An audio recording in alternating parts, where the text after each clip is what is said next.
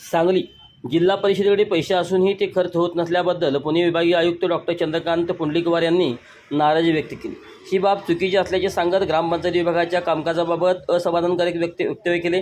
जिल्हा परिषदेत शुक्रवारी आयुक्त तपासणीचे 4 वर्षाचे अहवाल वाचन झाले।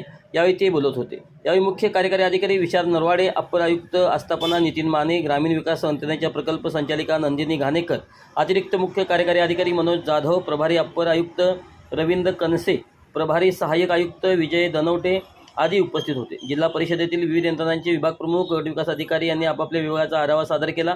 ग्रामपंचायत विभागाचे उपमुख्य कार्यकारी अधिकारी शशिकांत शिंदे यांनी आपल्या विभागाचा आढावा सादर करताना अपहाराची 39 प्रकरणे चौकशीच्या प्रक्रियेत असल्याचे सांगितले।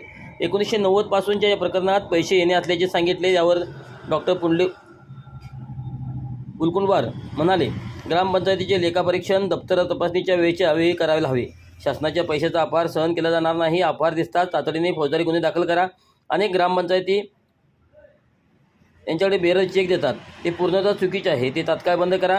हा प्रकार अजिबात चालणार नाही। घटनात्मक तरतुदीनुसार आलेला निधी 100% खर्च झालाच पाहिजे। महिला, अनुसूचित घटक, दिव्यांग यांचा निधी खर्च झालाच पाहिजे।